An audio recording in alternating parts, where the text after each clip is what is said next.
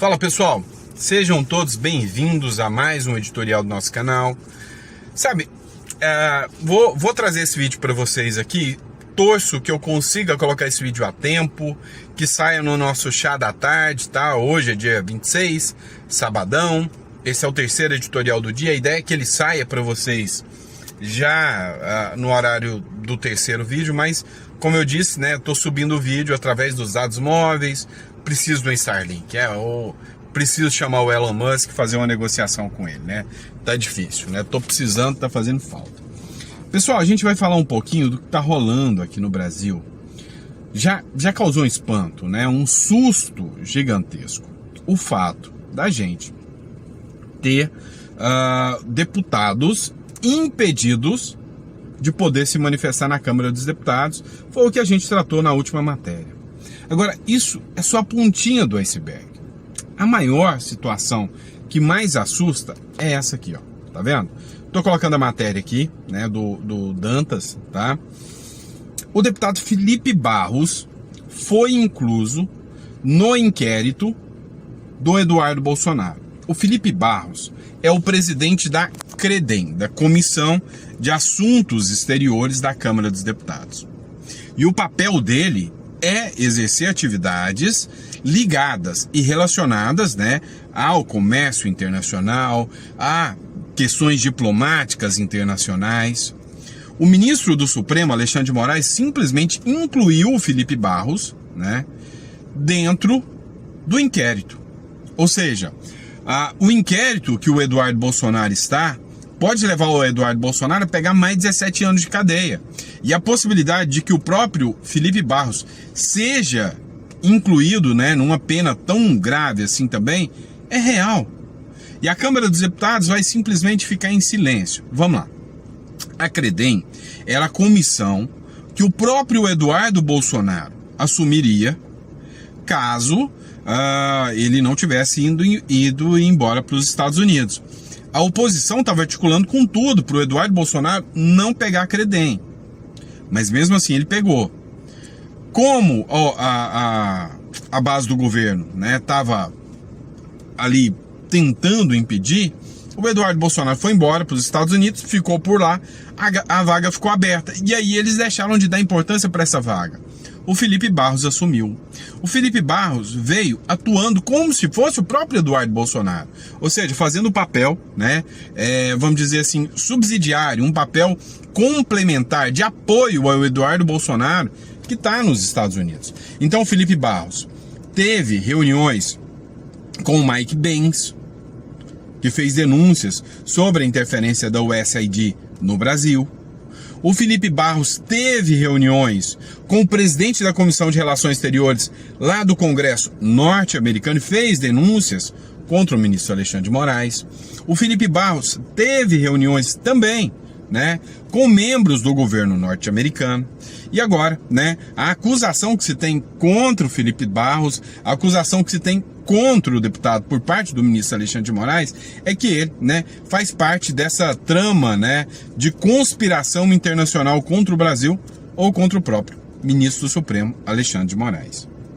Escutem as palavras que eu vou colocar para vocês, tá? Escutem, isso aí já vem, assim,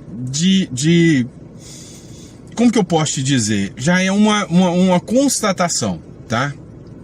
Em 2026, não haverá deputados de direita, não haverá influenciadores de direita, não haverá qualquer capacidade de comunicação ou liberdade de expressão que venha da direita no Brasil. O deputado federal Nicolas Ferreira, para vocês terem uma noção, acabou de entrar também na mira agora do TRE de Minas Gerais, que vê alta possibilidade do Nicolas Ferreira perder, né, o mandato e ter até a sua inelegibilidade. Meu amigo, a situação é complexa demais. A situação é complicada demais, né? Demais. Porque assim, não haverá oposição até 2026. Não haverá. Ontem, a decisão do ministro Alexandre de Moraes de impedir que deputados se manifestem em confronto total ao artigo 5º da Constituição, que diz que é livre, reunir-se pacificamente em locais abertos. A prévia comunicação é a única coisa que é necessário fazer. Ou seja, o direito de reunião, o direito de manifestação já está acabando. Os deputados que estão atuando para fazer denúncias estão sendo perseguidos. Daqui a pouco, todo mundo vai ter que sair do Brasil. O Marcos Duval é o outro senador, também já foi embora. Ó, temos Zambelli, temos Eduardo Bolsonaro, temos agora Marcos Duval. O Felipe Barros, não tenha dúvidas que se ele não preparou o campo para ir embora para os Estados Unidos, porque ele não teve o passaporte cassado ainda. Se não teve, vai ter agora. Tá? Não vi na decisão se tinha passaporte cassado. Se não ter, vai ter agora. Se ele não preparou o campo para ir embora para os Estados Unidos, desculpa, tá sendo burro. Tá sendo burro. Se ele ficar no Brasil, mais cedo ou mais tarde, vai ser preso. Vai para cadeia. Este é o novo Brasil. Este é o atual Brasil que temos. Tá? É o atual Brasil que temos. Então, a primeira notícia assustador é agora a inclusão do Felipe Barros, né, presidente da Credem, em um inquérito, o mesmo do Eduardo Bolsonaro, que pediu a cassação do Eduardo Bolsonaro, né, o mesmo pedido em que o PSOL e o PT relatam contra o Eduardo Bolsonaro. Agora o Felipe Barros está na mira. E para mim, na minha visão, se o Felipe Barros fizer qualquer coisa, vão decretar a prisão dele. E há ainda também o caráter intimidatório, né? Prendeu o Felipe Barros, porque não conseguem pegar o Eduardo, prendeu o Felipe Barros aqui para mandar um recado para o Eduardo Bolsonaro. Meu amigo, essa briga... Bom, o vídeo cortou no meio do caminho, porque o celular superaqueceu. Quase que esse trem explode na minha mão. Então, liguei o ar-condicionado no gelando e coloquei aqui, né, o celular bem pertinho dele. Talvez tiver algum barulhinho de fundo, é o do ar-condicionado, tá? Porque senão não dou conta de gravar. Então, tive que mandar o arzinho aqui para refrescar o celular. Mas vamos lá. Então, o que acontece? Primeiro ponto, né? Absurdo, assustador, aleatório demais, é o Felipe Barros agora, num processo. Outra questão, partidos, né? Eu vou colocar aqui para vocês, tá? Partidos, 7 partidos, na verdade, entram com nota de repúdio contra o Donald Trump.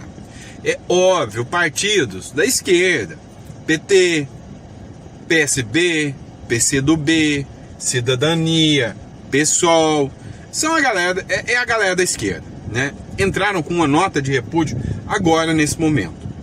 Qual que é o grande problema disso? Onde que paira o problema, né, desse povo radical, ideológico da esquerda, que fica aí tentando comprar briga com o Donald Trump, né? Não aguenta um peidinho de velha, mas quer comprar briga, quer ser inimigo do Donald Trump. Pra quê? Pra venezuelizar o Brasil. É simples assim. Olha só essa publicação aqui. A Taurus, aquela empresa de armamento, né?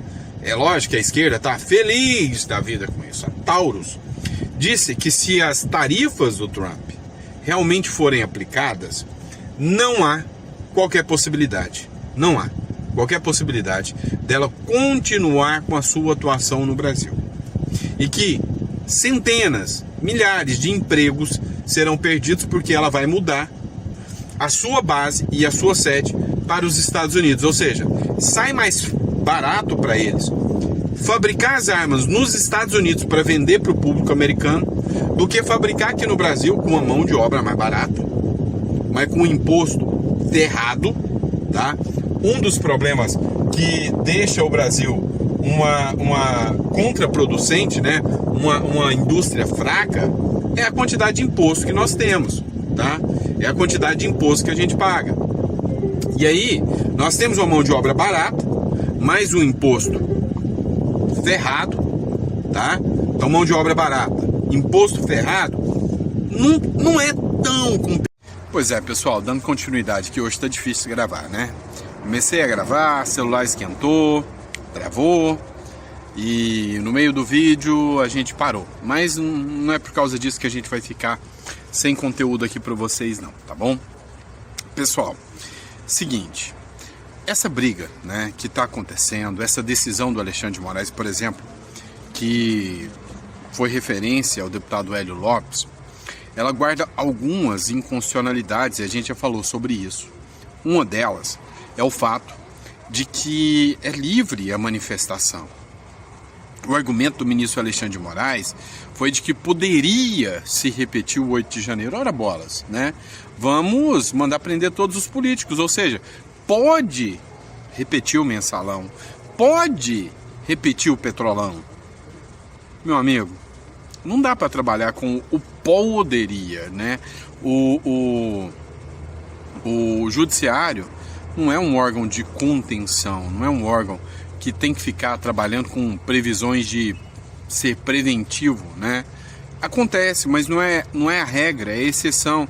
O judiciário, ele é acionado, né, para resolver problemas, para punir problemas de crimes cometidos. Qual o crime de alguém, deputado, protestar na frente do Congresso Nacional, né?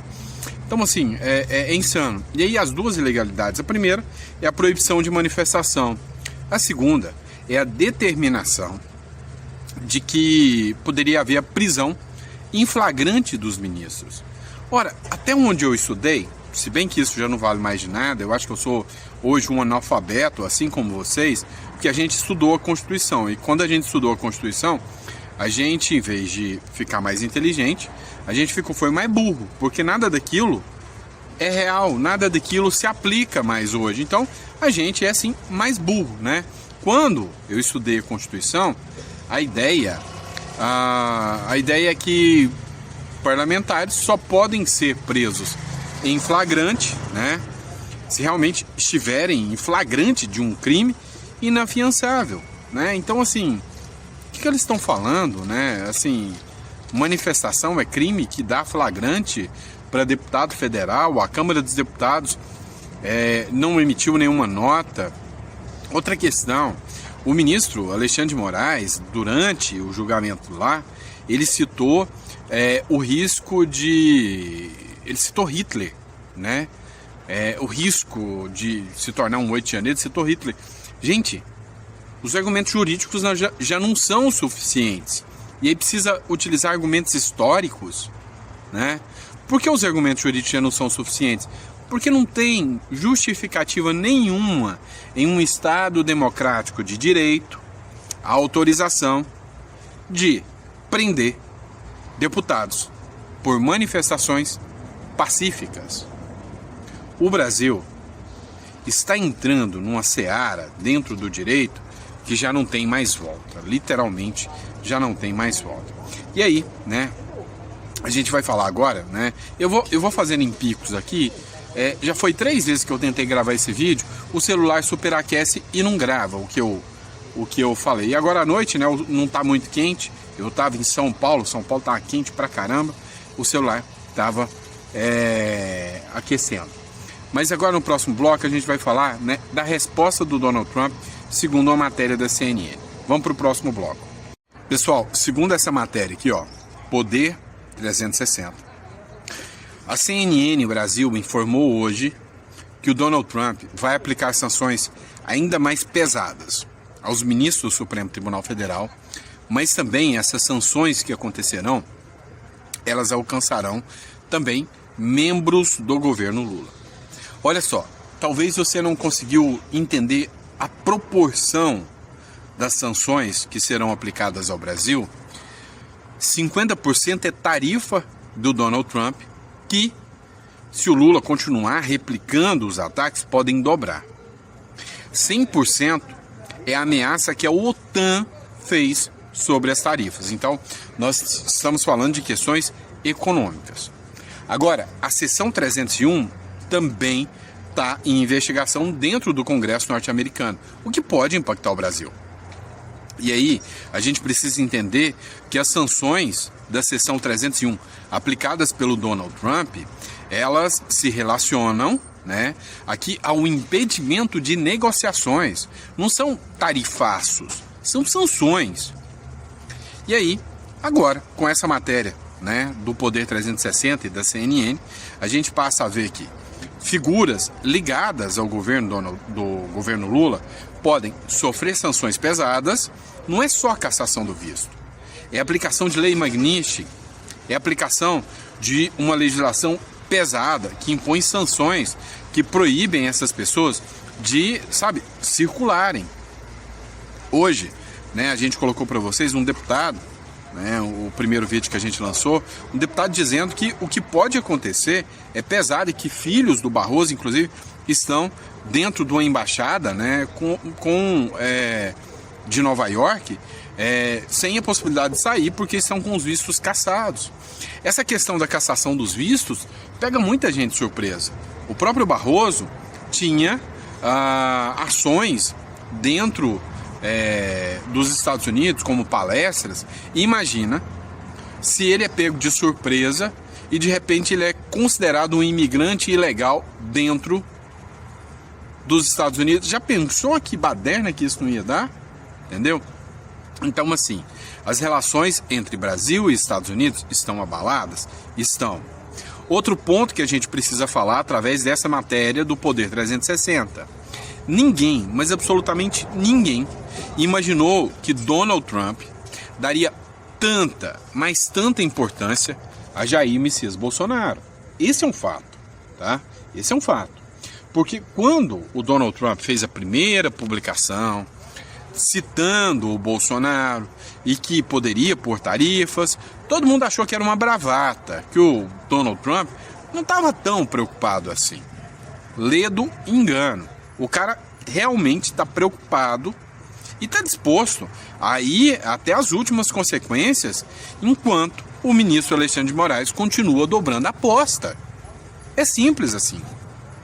A cada vez que o Alexandre de Moraes dobra a aposta, o Donald Trump também vai para cima. Lembra que o presidente da República disse que se o Donald Trump trucar, ele dá 6? Pois é, o Donald Trump está disposto a ir a 12. Esse é o ponto principal que a gente precisa discutir. O Donald Trump não vai recuar. E os avanços do Lula contra o Bolsonaro, hoje, né, o Lula falou em prisão do Bolsonaro de novo.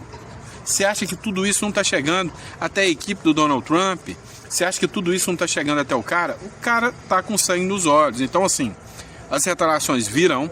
O problema é que por causa dessa briguinha, né, desculpa aqui com o perdão, de dois velhos, né, que estão pouco se lixando pro povo brasileiro, o povo brasileiro é que vai se lascar. É a briga do Lula aqui e do Trump lá, mas é o povo brasileiro que vai se lascar. Agora, a grande questão é, se nós tivermos sorte, isso aí vai terminar ou em impeachment ou em eleições livres em 2026. Se a gente não tiver sorte, isso vai terminar em Venezuela e Cuba. É o que nós vamos virar. Pessoal, tem uma matéria também, que eu acho que é da Epoch Times, né? Não me recordo ao certo. Ela diz o seguinte: o regime chinês proibiu, né, uma americana de sair do país, de sair da China. E que isso, né, pode dar o start, pode ser o início, né, daquilo que a gente chama de guerra, né, de diplomacia de reféns. O que acontece? É quando alguém, né, fica preso, detido dentro do país, para que isso sirva de pressão, né, um verdadeiro refém, para que sanções comerciais ou acordos comerciais aconteçam. Isso levanta também um sinal vermelho para nós aqui no Brasil, né, porque as relações entre Brasil e Estados Unidos estão abaladas. E a gente sabe que, a cada momento que passa, o Brasil está disposto a ir a consequências desastrosas. E a amizade que o Brasil e China têm. Se os Estados Unidos arrebitarem a tanga contra a China, e sair uma briga, né, por causa, nós estamos falando de um refém, sair uma briga, o Brasil não vai estar do lado dos Estados Unidos nessa hora. Dá uma olhada nessa matéria e você me dá seu posicionamento sobre isso. O regime chinês proibiu uma executiva americana de sair da China. trazendo à tona preocupações de que o Partido Comunista Chinês esteja fazendo algo conhecido como a diplomacia de reféns, em que cidadãos estrangeiros são presos no país para que possam ser usados como moeda de troca em negociações.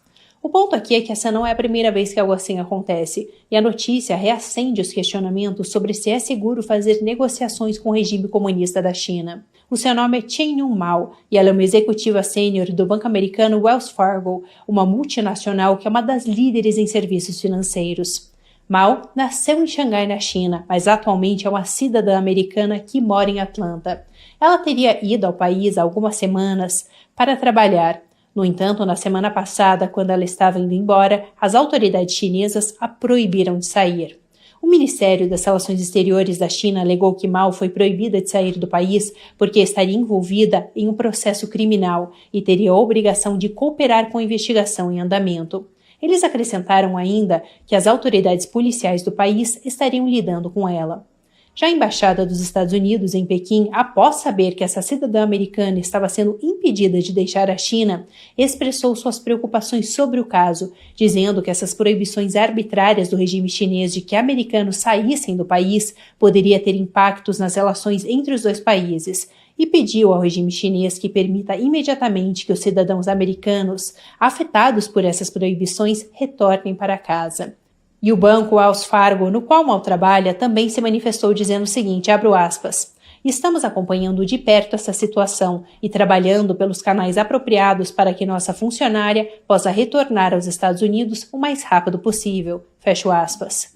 O banco anunciou ainda que após Mao ter sido proibida de deixar o país, eles suspenderam todas as viagens de seus funcionários para lá. O caso, claro, gerou grandes preocupações, isso por conta do histórico do regime chinês de elaborar acusações para impedir que estrangeiros saiam do país e possam assim ser usados para algo conhecido como diplomacia de reféns, que seria utilizar pessoas presas no país para poder forçar algum tipo de negociação. Segundo alguns analistas, o caso de Mao poderia estar relacionado com o envio de dinheiro de altos funcionários do Partido Comunista Chinês para o exterior.